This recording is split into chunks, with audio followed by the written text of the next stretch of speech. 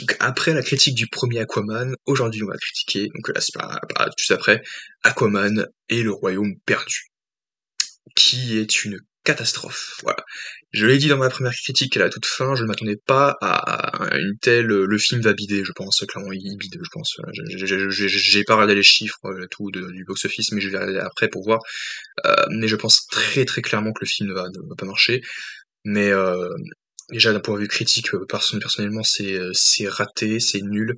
En fait, tu as ce côté, encore une fois, cynique, chose qu'on avait reproché aussi à Marvel aussi ces derniers temps, et en même temps un petit peu comment dire, j'ai pas le terme, mais c'est un peu assez hypocrite, j'ai envie de dire, c'est vraiment voilà, c'est limite de l'hypocrisie, où même le personnage, j'ai envie de dire encore une fois que limite on a un côté presque méta, en fait, littéralement. Donc, déjà qu'on l'avait déjà clairement avec euh, Shazam et Harley Quinn, même si c'était radicalement différent entre Shazam et Harley Quinn, mais voilà, quoi, t'as l'impression que déjà de une, il parlait aux spectateurs, il disait tiens, à la Deadpool, comme chez Marvel, en mode vous avez vu nos aventures, là, maintenant on va vivre des aventures encore plus déjantées, encore plus burlesques, on va casser des trucs, on va survoler les buildings, regardez, on est comme Superman et tout. Ouah, regardez, vous avez vu comme je suis fort. On avait ce côté-là qui était vraiment assumé, donc qui n'était pas vraiment une des faiblesses du film, même si les films étaient mauvais en soi. Là, il est mauvais, mais c'est différent en fait. T'as l'impression que les personnages ont conscience que leur univers, d'un point de vue, que le DC en fait, est en train de s'effondrer en fait, de sombrer. De- il est en train de couler quoi. J'ai l'impression qu'ils ont conscience de ça.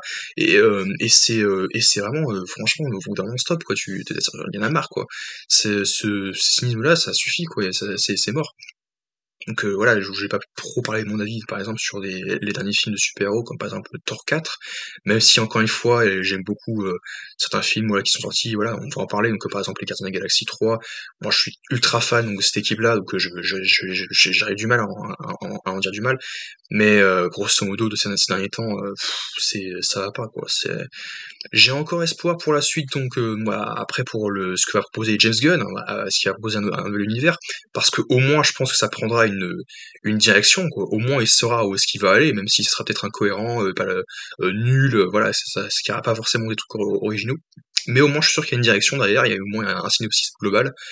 Le plus gros reproche qu'on peut faire donc, du coup à DC, c'est qu'en fait il y avait pas de direction, en fait il y avait pas de synopsis global pour l'univers, ils savaient pas où est-ce qu'ils allaient, et puis c'est ça le plus gros reproche qu'on peut faire, c'est que ok il y a eu Justice League, ok il y a eu le Snyder Cut etc, mais enfin etc dans le sens où il y a eu d'autres films qui ont comment dire qui ont complété un peu tout ça, qui ont essayé de étendre l'univers, mais il y avait aucune direction concise, précise, y a rien, il y a aucun objectif, y a aucun.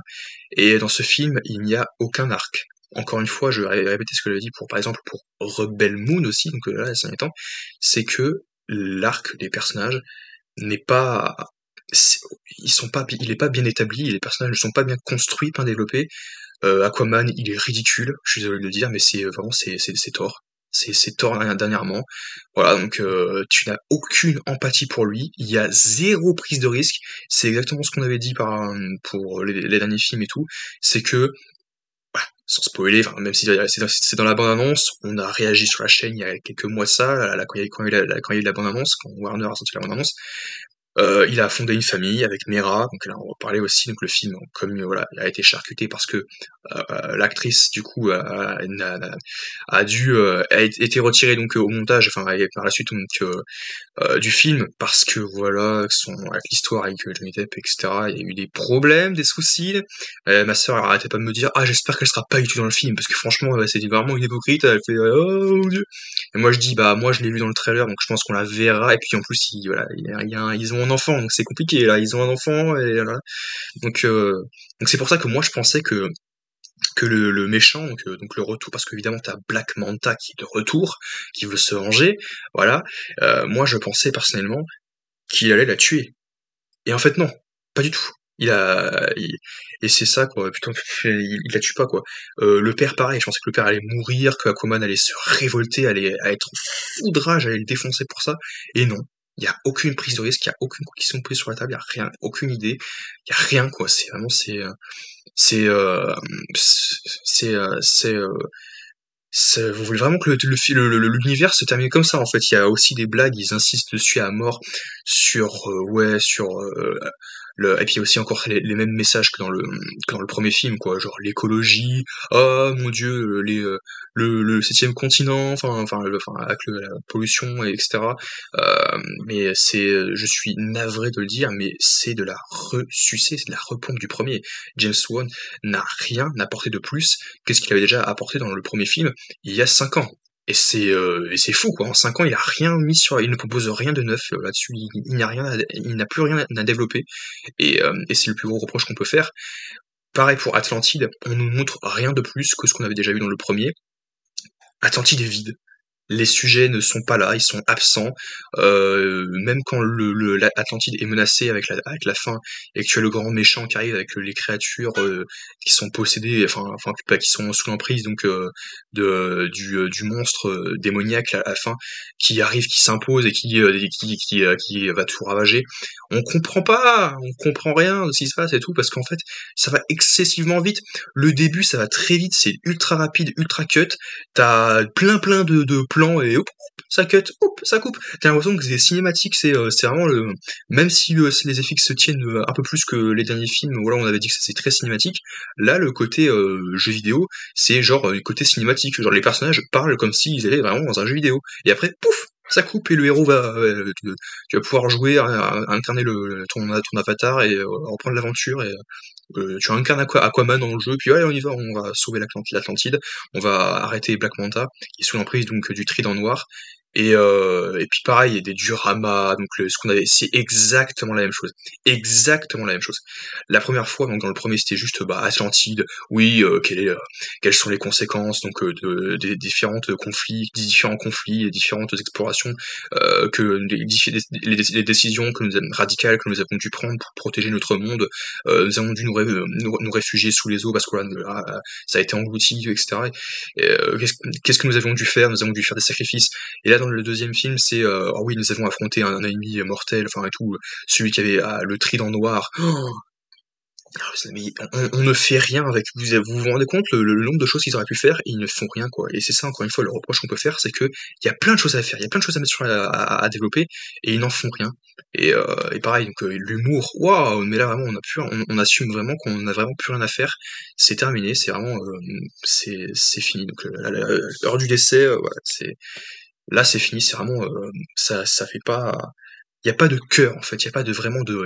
Tu sens que même ceux qui à la toute fin du film, avant de peaufiner, avant de réaliser de conclure, tu sens que plus tout le monde n'en avait plus rien à faire, vraiment. Plus personne n'est vraiment investi et du coup on n'arrive pas nous-mêmes en tant que spectateurs à être investi émotionnellement. Tu ne peux pas. Il y a aucune conséquence, aucune prise de risque. Alors attention spoiler, oui, t'as le méchant, voilà, il attaque les parents et tout, il les embarque et tout, il embarque le bébé, oh mon dieu, le bébé va mourir. Tamera qui au début, à un moment qu'elle est révoltée, elle en peut plus. Tu la vois plus pendant tout le milieu du film, on la revoit à la toute fin pour se battre, mais tout est quasiment résolu avec le combat final avec Aquaman. Oh, là là, il se passe rien quoi. Y a rien à dire quoi. Et puis et puis tous ces plans. Oh là là, oh, non c'est et puis l'acteur donc, qui joue également dans le MCU, donc qui jouait l'agent Wu dans Ant-Man et la Guêpe et WandaVision, il est de retour. Voilà, il sert quasiment à rien. Il assiste le méchant, il fait ah tiens, on travaille ensemble, on collabore. Et il fait ouais, tu m'es utile, maintenant je vais partir. Tiens. Et il reste avec lui pendant tout le long du film. Je sais pas pourquoi, le mec il est assez bon, il l'a aidé, il l'a sauvé la vie, mais en fait tout ça, en fait, ce qu'il voulait faire en plus dans le premier, ça ne mène à rien. En plus, il a dit ah, je vais trouver l'Atlantide, je vais voir ce que c'est. Parce que oui, vous savez, l'Atlantide ça existe, mais non, ce n'est qu'un mythe, enfin, c'est qu'une légende. Ça ne mène à rien et il y va pas. Alors que il va tuer Aquaman avec le trident noir. Et il y va, lui, hein. Lui, il y va, il envoie des trucs pour bombarder l'Atlantide, le tuer, défoncer les siens. et ça mène à rien, quoi. T'as Orm, qui est sans doute, évidemment mieux développé que le personnage, que le héros, qui lui-même, bah, on le voit pas pendant tout le long du film, parce que c'est vrai que depuis qu'il a été exilé par son frère, on ne l'a plus revu, personne l'a vu, mais maintenant qu'il est de retour, bah, il est plus utile que lui, en fait, il est plus présent dans le combat. Même si, à toute fin aussi, c'est pas lui qui a la fulgurance, forcément, vu que c'est pas le héros, mais il la mérite pas, Arthur Curry, hein. Jason Momoa, il la mérite pas. T'as Orm qui est un bien meilleur personnage, qui est bien mieux développé que lui, hein. Je suis désolé, hein. Alors qu'on le voit très peu, hein. On le voit très peu, enfin on le voit. Il était le méchant du premier film, et là il est. Mais c'était un bon méchant, quoi. Enfin après c'était un peu classique, hein, en mode ah oui, il est illégitime, c'est un bâtard et tout. Mais et là il était au cœur de l'action, il disait mais enfin mais c'est ton boulot, c'est ton job de le faire, ça c'est pas le mien. C'est toi le roi et tout. Oh mais t'inquiète pas, je gère. On n'est pas sûr. Donc en gros, voilà, en fait, tu vois, il y a absolument rien qui transpire de bon dans ce film. C'est vraiment triste le film. Le film, l'univers a bu la tasse et maintenant il s'est noyé, quoi, il a coulé. C'est vraiment, c'est tragique, quoi. C'est pas envie de. Surtout quand il va chercher son frère, en plus, qui est tout barbu et tout, il fait ouf, oh, t'as l'air pas bon en forme, mon bonhomme. Quand il le retrouve, il est, comment dire, il lui explique la situation, il lui dit que c'est la merde et tout, qu'ils sont en danger, et il est en mode, mais t'inquiète pas, on va y arriver, on va tous, et puis en plus, il lui dit qu'ils sont en danger et tout, mais il lui dit, mais ne t'inquiète pas, on va y arriver, on va s'en sortir. Et le mec il fait, mais comment tu peux être aussi sûr de toi? C'est pas, allô, comment tu peux être, voilà, on risque de mourir là, tu te rends pas compte. Et, ouais, non, c'est nul, quoi. Franchement, il y a même un moment où le côté exploration, enfin, le côté, évidemment, qui était fait avec le Mera aurait dû les accompagner dans le film, évidemment, ils auraient dû être trois, mais il n'y a qu'Orm qui accompagne, donc Aquaman, euh, voilà, donc, et tout, pendant le film. Mais, pendant tout le long du film, ils font des blagues, c'est insupportable. Enfin, Aquaman fait des blagues, et à un moment, il fait des blagues aussi sur les cafards. Sur les cafards aussi, à un moment dans le film. Et il les croque, il les. Oh là là, c'est. Ouais, donc le côté exploration, il est pas satisfaisant du tout. Ça ne développe rien. Et je vais conclure en disant, bah, évidemment que le film est. J'ai même pas le terme pour dire tellement c'est épouvantable. Mais bah voilà, c'est que en gros, bah ça ne va de nulle part. Et bah, j'espère très clairement qu'ils ont une idée derrière la tête, parce qu'avec avec James Gunn, l'univers commencera que dans un an et demi avec Superman, du coup, Superman Legacy. Mais j'espère qu'il y a une vision, hein, chaque personnage va être traité dans son coin, et qu'après il y aura la nouvelle Justice League, voilà, qui va se rassembler, se former et tout. Enfin, et puis uniformisé, et que derrière t'auras un synopsis, quoi, parce que là il y a pas de synopsis, il y a pas de, même dans le film le synopsis, franchement il est plat, quoi. Franchement le climax là il est plat, tout est brouillon. Ce qui n'est pas brouillon, ça c'est juste le côté, même le côté réel, enfin photo, ça passe, ça fait le minimum, en fait, c'est juste le minimum syndical, c'est on te rend vite fait ce qu'on avait vu dans le premier film, sauf que ça ne va pas plus loin, quoi. Et c'est ça le plus gros reproche, c'est que t'as l'impression que c'est littéralement un copier-coller du 1, et le scénario, on l'a juste bricolé, on a juste modifié le scénario, et puis on a juste modifié les, euh, les enjeux qui n'en sont pas vraiment, en plus, il y en a pas, il y a même plus d'enjeux dans les films de super-héros, il n'y en a plus. C'est plus ce qu'on avait eu à l'époque de Thanos, à l'époque de tout ça, c'est fini, quoi. Et puis il y en a qui me disent pareil pour Thanos, oh, est-ce qu'ils sont revenus finalement, on le savait. Bah, oui, mais en attendant, il y en a que deux, trois qui ont dû sacrifier leur peau pour que ça marche, quoi, ça finisse par y arriver, quoi. Ah oui, mais ça compte pas. Au final, la plupart sont revenus, donc ouais, mais bref. Au moins, il y avait ils osaient faire des choses là, parce que à cette époque-là, ils osaient faire des choses. Là, il y a rien, quoi.